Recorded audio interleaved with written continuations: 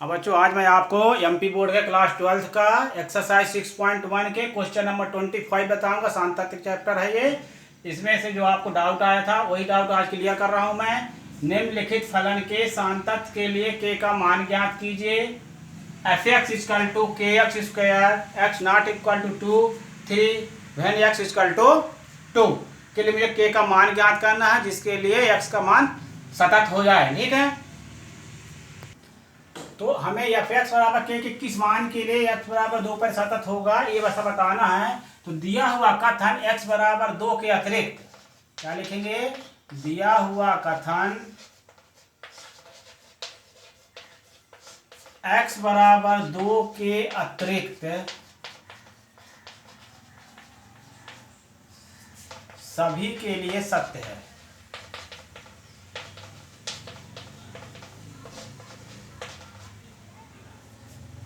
सभी के लिए सतत है, सतत है। ठीक है, दिया हुआ कथन x बराबर 2 के अतिरिक्त सभी मानों के लिए सतत है।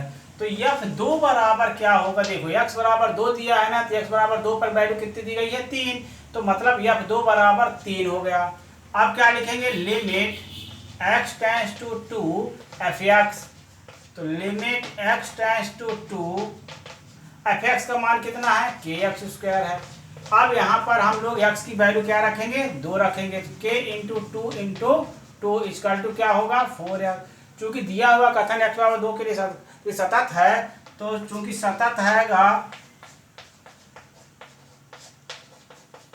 होगा limit x tends to 2 equal to limit x tends to 2 F x equal to f2। दोनों को हम क्या करेंगे? बराबर करेंगे इसके आंसर को। और f2 के आंसर कितना है? 3 इक्वल टू क्या लिखेंगे? 4k। तो बच्चों दोनों के आंसर दो थे इक्वल थे, तो 4k इक्वल टू क्या हो जाएगा? 3। तो k इक्वल टू क्या आएगा? 3/4। तो ये k 3/4 के लिए क्या है? दिया हुआ कथन सतत हो जाएगा।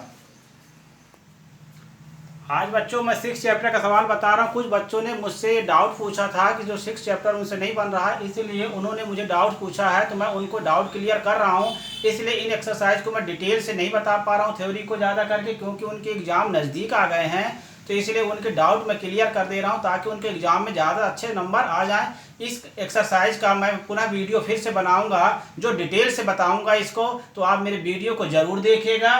ठीक, तो आज मैं उन बच्चों के डाउट क्लियर कर रहा हूं, क्योंकि इनके एग्जाम इस वर्ष वालों के बहुत नज़दीक में हैं। तो 39 नंबर मैं बता रहा हूं। देखिए, यदि निम्नलिखित फलन x बराबर 0 पर सतत हो तो k का मान ज्ञात कीजिए। F x equal to 1 minus cos 2x upon 2x square यदि x लेस देन 0, k यदि x इक्वल 0 और x अपॉन मॉड x यदि x ग्रेटर देन 0। ठीक, तो अब बच्चों हमको इसमें सांतत्य के लिए समझना जरूरी है। इसमें देखिए, हमें यदि x less than 0 1 minus cos 2x upon 2x square यदि x लेस देन 0 है, तो ये 0 लेस देन है ना, इसके लिए हम माइनस का लगाएंगे। और इक्वल के लिए क्या लगाएंगे? k यदि x इक्वल 0 है तो उसमें इक्वल के लिए f0 के लिए k लिखेंगे।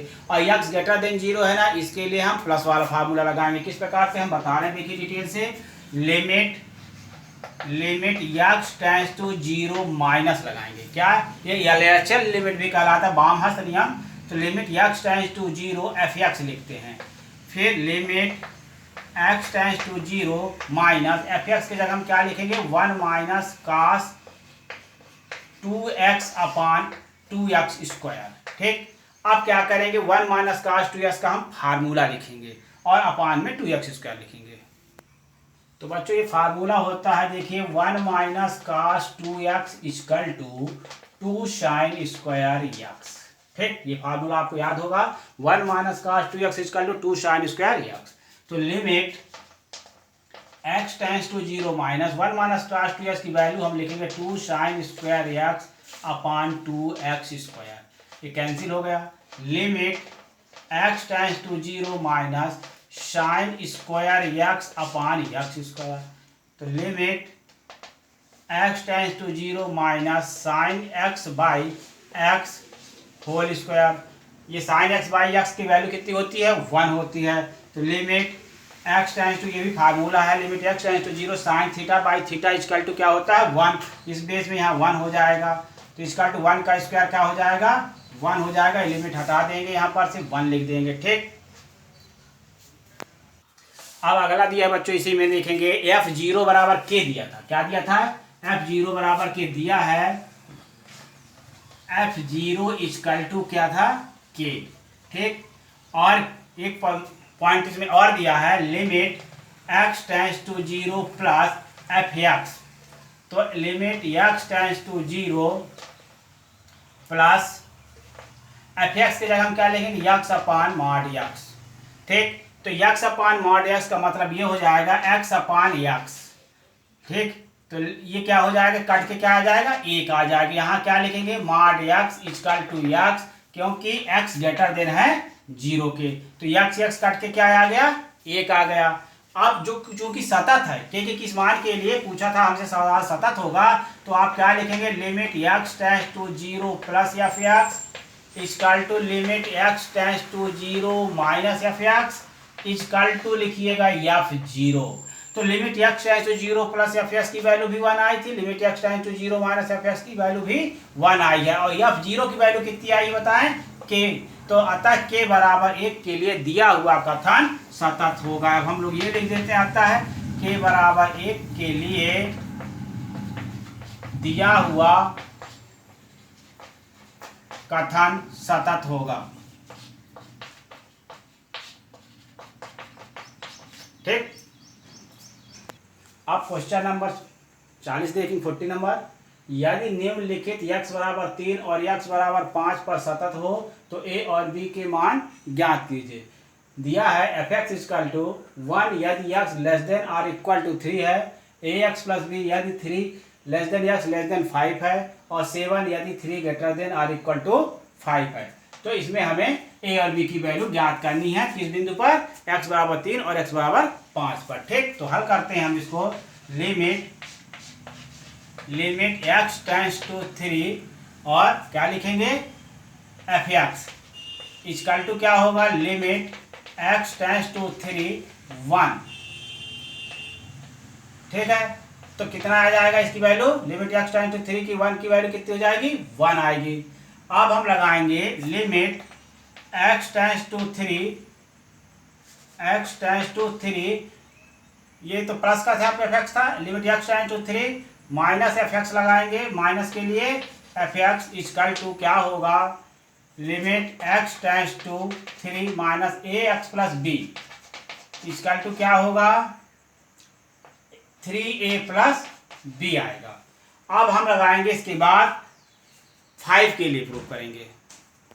अब बच्चों इसके आगे देखेंगे लिमिट x टेंड्स टू 5 के लिए माइनस लगाए fx लिखे इक्वल टू क्या होगा limit x tends to 5 minus fx में क्या लिखेंगे, देखो x की वैल्यू इसमें क्या थी 3 थे और 5 के बीच में 5 से छोटा है इसलिए माइनस लगेगा, तो ये इसी में वैल्यू रखी जाएगी किसमें ax प्लस b में ax प्लस b। तो ax के प्लेस में क्या रखेंगे हम 5 रखेंगे, तो क्या हो जाएगा 5a प्लस b आएगा।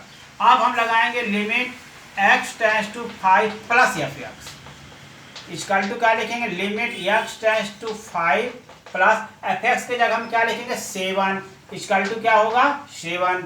अब हम क्या करेंगे इसके a और b की वैल्यू ज्ञात करना सतत के लिए, तो अब क्या करेंगे 3a plus b equal to 1 करेंगे, f3 इक्वल टू 1 और f5 इक्वल टू क्या लिखेंगे 7, और दोनों इक्वेशन को सॉल्व करके a और b की वैल्यू ज्ञात करते हैं। अब बच्चों f3 बराबर कितना दिया गया था f3 इक्वल टू 1 था और f5 इक्वल टू क्या था 7। चूंकि दिया हुआ कथन सतत होगा, जो दिया हुआ कथन x बराबर 3 और x बराबर 5 पर सतत होगा यदि क्या लिखेंगे limit x tends to 3 minus fx equal to f3।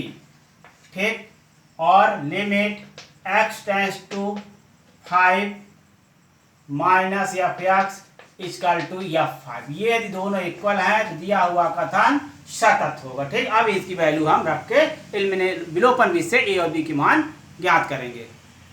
तो देखिए बच्चों, limit x tends to 3 minus F x की वैल्यू मैंने कितनी निकाली थी, 3a प्लस बी निकाली थी। ठीक, और एफ 3 की वैल्यू देखिए हमने निकाली, एफ 3 इक्वल टू क्या है 1, तो इसको 1 कर दिया।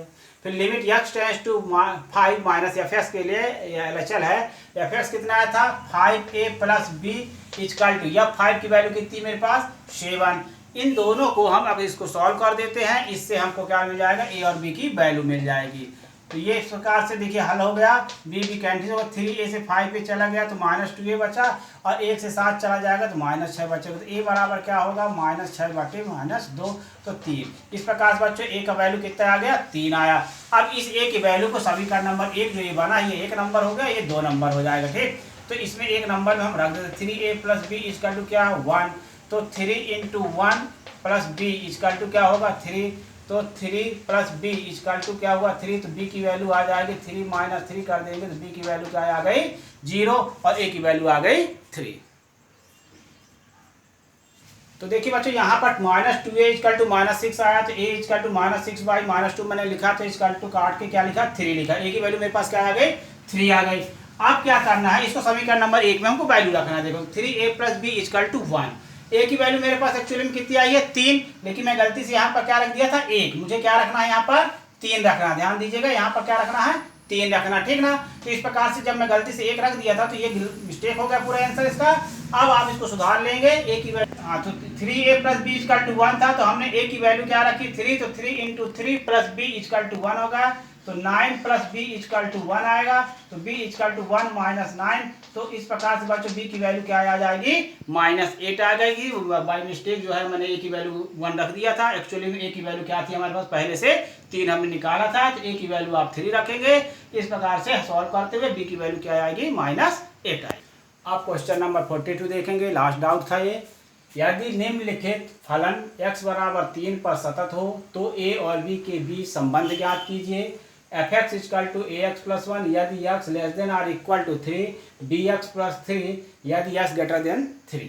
ठीक, हमें इसमें एक रिलेशन बताना है, तो रिलेशन कैसे निकालेंगे, देखिए लिमिट x टेंड्स टू 3 और माइनस f(x) लिखेंगे। माइनस हमेशा जो है एलएचएल लिमिट कहलाता है, जो लेस देन के लिए लगाया जाता है। आप लिखेंगे limit x tends to 3 minus f(x) के प्लेस में क्या लिखेंगे ax प्लस 1, और जैसे हम लिमिट की वैल्यू 3 रख देंगे ना, यहाँ से लिमिट हट जाएगा 3a प्लस 1 आएगा। अब लिमिट x टेंड्स टू 3 के लिए भी लगाते हैं f(x), तो 3 के लिए भी यही आएगा क्या ax प्लस 1 है, तो इसमें क्या लिखेंगे limit x tends to 3 ax plus 1 equal to यही आएगा 3a प्लस 1, क्योंकि ये लेस देन भी है और इक्वल भी है। ठीक ना, तो लिमिट x टेंड्स टू 3 के f(x) के लिए भी हम f(x) की वैल्यू क्या लिखेंगे ax प्लस 1 रखेंगे, और x के प्लेस में क्या लिखेंगे 3a प्लस 1, इसके जगह हम a रख देंगे 3 रख देंगे, तो 3a प्लस 1 बन जाएगा। Limit x tends to 3 plus f(x) के लिए निकालना है, जो 3 किलो करेगा। अब लगाएंगे limit x tends to 3 minus f(x) के लिए, ये bx प्लस 3 यदि x ग्रेटर देन और 3 है ना, तो ये क्या हो जाएगा प्लस के लिए f(x), ग्रेटर में हमेशा क्या लगता है plus, limit x tends to 3 plus f(x) के लिए, तो limit x tends to 3 plus f(x) की जगह हम क्या लिखेंगे bx प्लस 3 लिखेंगे, और जब लिमिट हटा देंगे तो x की जगह हम क्या लिख देते हैं 3 लिख देते हैं, तो ये बन जाता है 3b प्लस 3। अब चूंकि दिया हुआ कथन क्या लिखेंगे, चूंकि दिया हुआ कथन x बराबर 3 पर सतत है, तो दोनों के आंसर को हम क्या करेंगे अब बराबर करेंगे। तो बच्चों ये दिया हुआ कथन x बराबर 3 पर सतत था, उनमें a और b के बीच में रिलेशन निकालना था, तो क्या लिखे हमने तो निकाल लिया था limit x tends to 3 minus f(x) और limit x tends to 3 plus f(x) equal to क्या होगा f3 हुआ। ठीक, हम दोनों की वैल्यू निकाल चुके हैं, हम दोनों वैल्यू को लिख दिया, 3a प्लस 1 आया था इसका आंसर, और f3 का वैल्यू भी आई थी 3b प्लस 3। अब हम इसको क्या करेंगे ट्रांसपोज करेंगे, 3a प्लस 3b है तो इधर आएगा -3b इक्वल टू 3 माइनस 1, तो 3a minus 3b equal to क्या हुआ 2। यही इस क्वेश्चन का मतलब, इसमें जो रिलेशन पूछा था यही इसका रिलेशन है।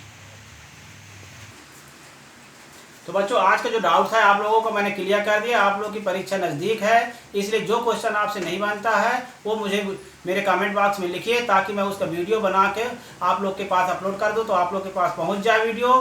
ठीक, और यदि मेरे वीडियो को लाइक और चैनल को सब्सक्राइब जरूर करिएगा बच्चों।